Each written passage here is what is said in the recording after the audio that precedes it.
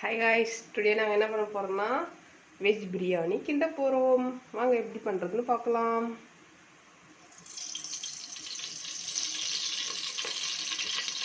எண்ணெய் வந்து தேவையான அளவு ஊற்றிக்கிட்டு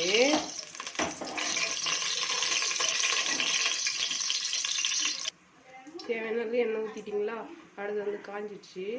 இப்போ வந்து பெருஞ்சீரகம் போட்டு பொரிஞ்சதும் வந்து வெங்காயம் பச்சை மிளகாய்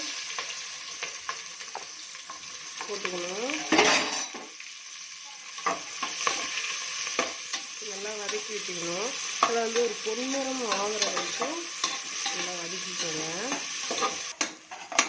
அடுத்து வந்து இஞ்சி பூண்டு விழுது கொஞ்சமாக சேர்த்துக்கோங்க. உங்களுக்கு ஒரு டிப்ஸு சொல்கிறேன். இஞ்சி பூண்டு விழுது வந்து போட்டால் வந்து அடி பிடிக்கும். அது வந்து அடி பிடிக்காமல் இருக்கிறதுக்கு வந்து லைட்டாக உப்பு சேர்த்துக்கோங்க. உப்பு சேர்த்தா வந்து அடி பிடிக்காது, சரிங்களா? இஞ்சி பூண்டு போட்டதுக்கப்புறம் அதோடைய பச்சை வாசனை போனதுக்கப்புறம் மீடியம் சைஸில் 2 தக்காளி பழம் அரைஞ்சி அதை போட்டுக்கணும்.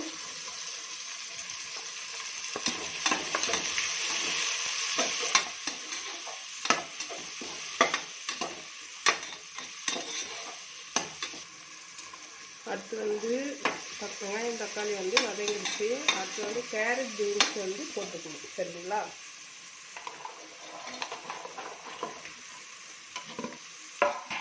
வெஜிடேரியன் அதிகமாக பிடிக்கும்னு சொல்கிறவங்களுக்கு வெஜ்ஜு அதிகமாக போட்டுக்கலாம். அப்படி பிடிக்கலன்றவங்க மேக்ஸிமம் 1 கேரட் ஆச்சு போட்டாகணும், ஒரு 6-7 பீன்ஸ் ஆச்சு போட்டாகணும். கேரட் பீன்ஸ் கூட மீன் மேக்கரும் சேர்த்துக்கோங்க.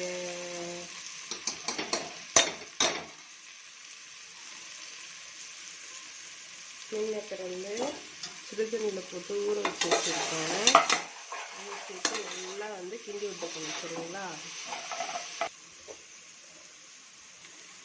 அடுத்து வந்து நமக்கு தேவையான மசாலாலாம் வந்து நம்ம எந்த ஒரு பவுடரும் எதுவும் ஒரு இது இல்லாமல் chilli powder, Kashmiri chilli powder, kesari powder 3 தான் சேர்த்துருக்கோம், சரிங்களா?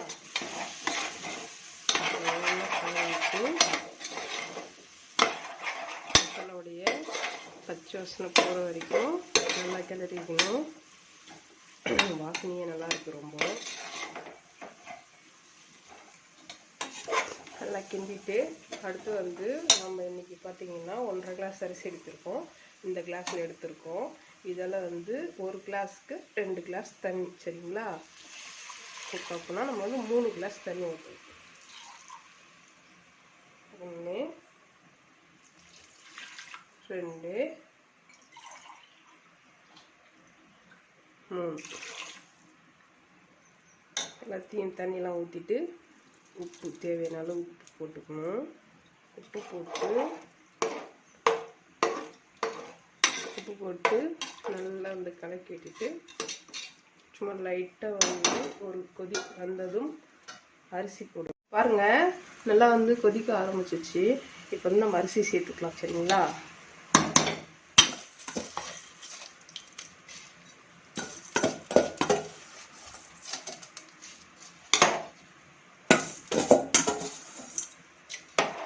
சேர்த்துட்டு நல்லா தொலைவி விட்டுக்கணும்.